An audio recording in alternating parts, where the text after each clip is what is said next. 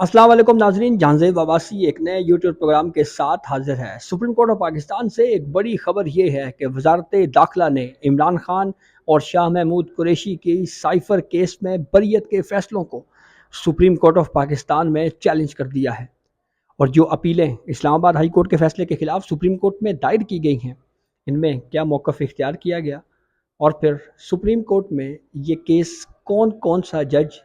नहीं सुन सकता, इसकी क्या रीज़निंग हो सकती है। और बिलखसूस हम इस वीडियो में आपको मज़ीद भी इस केस के हवाले से कुछ अहम मालूमात आपसे शेयर करेंगे। एक रिक्वेस्ट आपसे ये ज़रूर है कि हमारा चैनल ज़रूर सब्सक्राइब कर लें।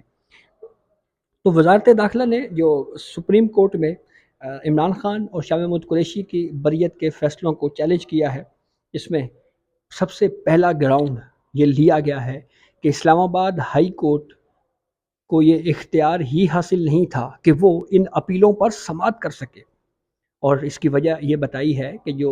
ये ऑफिशियल सीक्रेट एक्ट के तहत ये केस बनाया गया और इस एफआईआर में इमरान खान और शाह महमूद कुरैशी को नॉमिनेट किया गया, तो ये असूल क्योंकि उसमें स्पेशल लॉ में अपील हाई कोर्ट में नहीं दी गई, तो इसलिए ये असूल है, ये तयशुदा असूल है कि जब पार्लियामेंट के कानून में कोई बात ना लिखी हुई हो तो उस मामले के ऊपर अदालती फ़ैसले में कोई बात उस कानून में शामिल नहीं की जा सकती।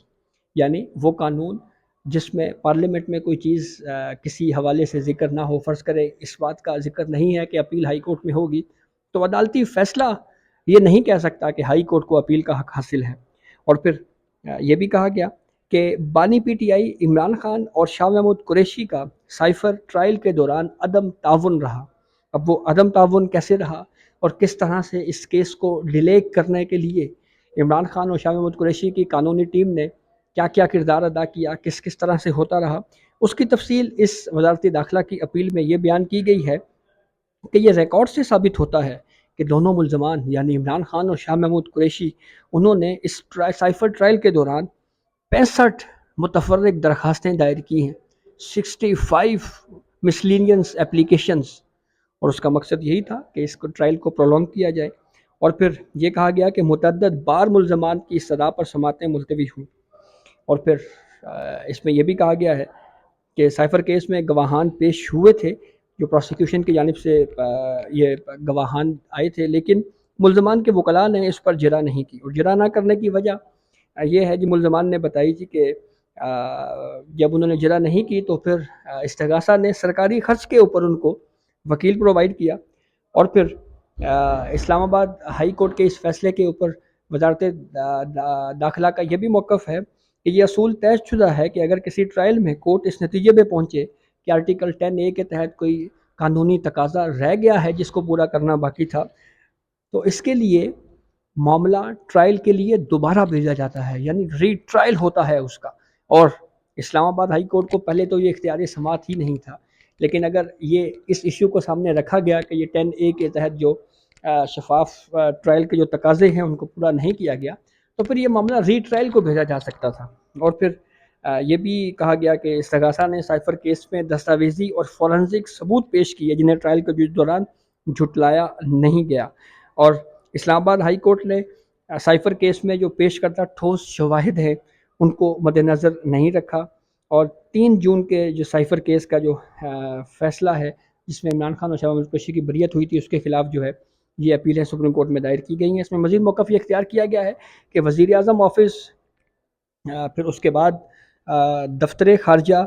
काबीना डिवीज़न, नेशनल सिक्योरिटी डिवीज़न और पैमरा से साइफर केस का मुतलका रिकॉर्ड हासिल किया गया। इस केस में इस्तिगासा ने 25 गवाहान पेश किए और हाई कोर्ट ने मुलजमान को बरी करने की वजूहात तक नहीं बताई। हाई कोर्ट ने यह भी करार नहीं दिया कि इस्तिगासा शक व शुबा से बालातर होकर केस साबित करने में नाकाम रहा और हाई कोर्ट का फैसला कानून की नज़र में बरकरार नहीं रह सकता। वजारत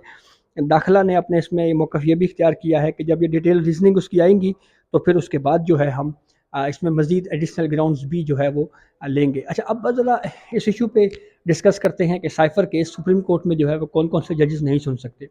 आपको याद होगा कि जब इमरान खान की और शाह महमूद कुरैशी की ज़मानत का मामला सुप्रीम कोर्ट में आया था, तो उस वक्त جسٹس جو اب ریٹائر ہو چکے ہیں، جسٹس ریٹائر سردار طارق مسعود کی سربراہی میں ایک تین رکنی بینچ تشکیل دیا گیا تھا۔ اس 3 رکنی بینچ میں جسٹس منصور علی شاہ صاحب بھی شامل تھے اور جسٹس اطہر من اللہ صاحب بھی شامل تھے۔ اس ضمانت کے کیس میں کچھ آبزرویشنز ایسی دی گئی جس کے اوپر سپریم کورٹ کے اس بینچ کے اوپر سپریم کورٹ کے اس فیصلے کو کرٹیسائز کیا گیا، گو کہ اس ضمانت کے کیس کے فیصلے میں سپریم کورٹ نے یہ کہا تھا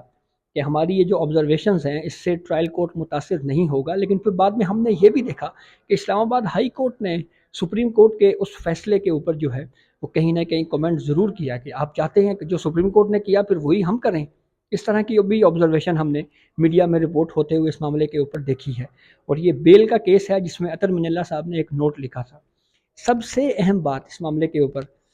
یہ ہے کہ جو یہ کہا گیا اس ضمانت کے کیس میں سپریم کورٹ کے اس بینچ نے کہ یہ کہیں سے بھی یہ ثابت نہیں ہوا کہ سائفر کی وجہ سے کس ملک دشمن ملک کو فائدہ ہوا اور کس دوست ملک کو نقصان ہوا۔ تو اس طرح کے جو میرٹس کے اوپر آبزرویشنز اس فیصلے پہ دی گئی، اس کے اوپر کافی زیادہ کرٹیسائز کیا گیا۔ تو اس کے تناظر میں جو لیگل اوپینین بھی قانونی ماہرین کی جانب سے دیا گیا کہ ضمانت کے کیس میں مین کیس کے میرٹس کے اوپر ڈسکشن نہیں ہونی چاہیے تھی، تو اس کے بعد یہ خیال کیا جا سکتا ہے یا یہ رائے قائم کی جا سکتی ہے، مطلب میری رائے یہ ہے کہ ہو سکتا ہے یہ بینچ بنے جس میں جسٹس اطہر من اللہ صاحب جو ہیں وہ شاید شامل نہ ہوں، اور جسٹس منصور علی شاہ صاحب کیونکہ اس کیس کو بیل کو سن چکے ہیں تو کیا ان کو بھی شامل کیا جاتا ہے یا نہیں کیا جاتا، یہ بہرحال اب کورٹ نے ہی ڈیسائیڈ کرنا ہے، لیکن بہت اہم کیس ہے۔ اور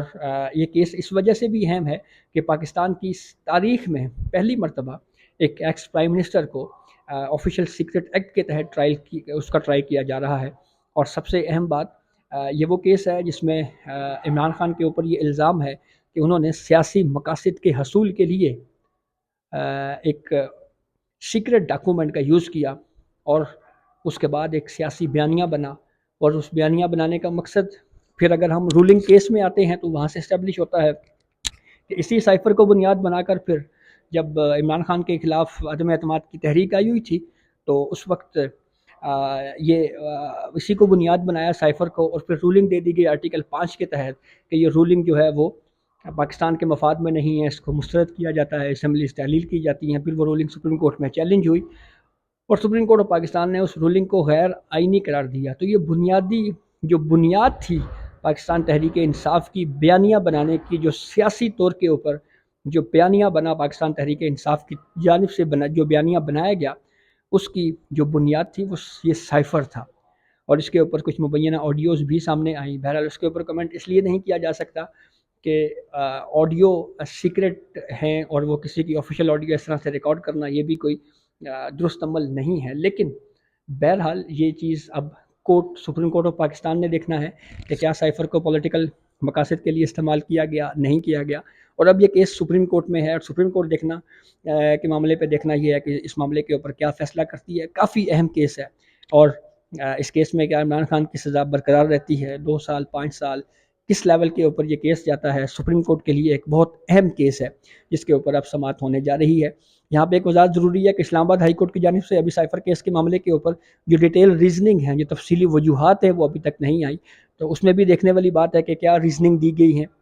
کیونکہ وزارت داخلہ کی جانب سے جو سپریم کورٹ میں یہ اپیل فائل کی گئی ہے اس میں یہ بھی کہا گیا ہے کہ اسلام آباد ہائی کورٹ نے یہ بھی اپنے جو شارٹ آرڈر ہے اس میں نہیں کہا